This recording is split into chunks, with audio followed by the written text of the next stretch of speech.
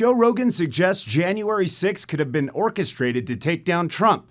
Hi, I'm Steve Inman with Resist the Mainstream. Don't forget to hit the like and subscribe and notification bell to stay up to date with our latest videos. Well, popular podcast host Joe Rogan raised eyebrows once again with comments regarding the January 6th Capitol protest and breach of the Capitol. Now, just to freshen up our memories, let's take a quick look at some of these clips. In times like these, I think to myself, how is this happening? How can this be happening? But I'm also thinking, how can I help? This is what happens when there's no peaceful transition of power and what happens when there's bad leadership. If my grandfather were alive today and saw what was happening in the country that he fought for, he'd be disgusted. Today was a disgrace. Today was disappointing. But sadly, today was not a surprise. Good old Jimmy Fallon. Of course, leave it to Hollywood and all of the mainstream media to get the narrative fed through every network, every show. With each passing moment, the crowd outside got closer and the police were pushed back. The scaffolding set up for the upcoming inauguration scaled. Windows broken, officers set upon by an angry and violent mob. Clubbed, sprayed with chemicals, punched and kicked, the crowd overwhelmed the police. What we didn't know then was how close they came to their targets. Seconds from seeing the vice president rushed into an office for his safety. Then Senate Minority Leader Chuck Schumer and his security detail running, realizing the mob was yards away. Senator Mitt Romney told to turn and run. We now know this was a pivotal moment. The crowd lured away by police officer Eugene Goodman. If they had turned right instead of following him, they would have found senators in the chamber behind an unlocked door. And we now know how close they came to members of the House. They're leaving. Fleeing through the last available exit, they breached the door. Joe Rogan and his recent guest, comedian Jim Gaffigan. Gaffigan, known for being an anti-Trumper, was a little uncomfortable when discussing the events that unfolded on January 6th. Take a look. I think the January 6th thing is pretty bad. Well, the January 6th thing is bad, but also the intelligence agencies were involved in provoking people to go into the Capitol building. That's a fact. So wait a minute. You're saying that guy, what's his name? Ray Epps? Yeah, you really think that he I don't know, but I do know that every that's other pretty apparent. I think he's going to sue Fox.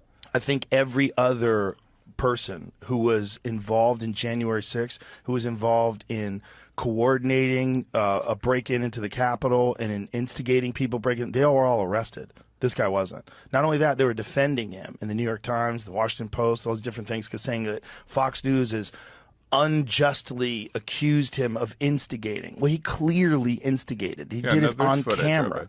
I don't know if he was a Fed. I know a lot of people think he was a Fed. The people that were there were calling him a Fed. Tomorrow, we need to go into the Capitol. Into the Capitol. What? No! Peacefully. Fed. What I do know is when they asked the FBI said, we can't tell you whether or not there were people that were there that were doing that. Now, there's been reports that there was hundreds of agents that were there that were doing that. I don't know if that's true either. But I do know that they do use agent provocateurs to disrupt peaceful protests. It's a common tactic. What they do is, say if there's a like the World Trade Organization is a great example. And that was in, I think, the 90s in Seattle. And so what they did was they were protesting the World Trade Organization. They were doing it peacefully. It was a big problem. So what they did is they sent in, allegedly, agent provocateurs. They started smashing buildings and lighting things on fire. Now it's not a peaceful protest. Now they can bring in the police. Now they can start arresting people. And then they created a no-protest zone where literally if you had a pin on your jacket that was the WTO with a red line through it, they would not let you cross. You could not cross with a pin that was against the WTO and go to work.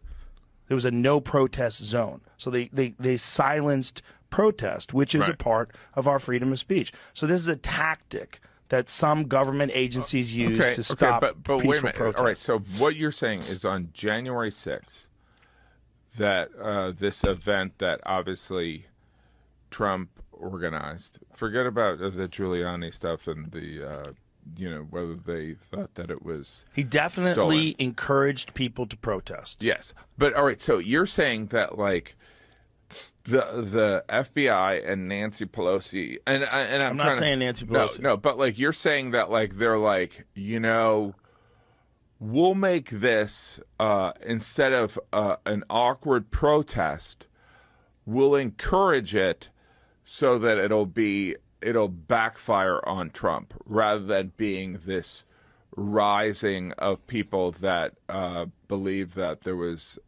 election corruption. I think it's certainly I possible. think that would be hard. You think it's possible? I think it's possible. You don't think it's... Wait a minute. You think it's hard to do? I think that, that the FBI or the CIA saying, hey, Trump lost this election. Because here's what you're kind of implying. Trump lost the election. He is such an amazing communicator, and he's convinced this loyal base that there was election interference. We don't want them to protest. How we can end this is if we encourage people to go beyond protesting to essentially go into the Capitol and take a shit in the hallway. I mean, I'm exaggerating a little bit. Yeah. But, like, I don't see why that would be of use. Like, I'm more suspicious why Trump didn't call for backup when, for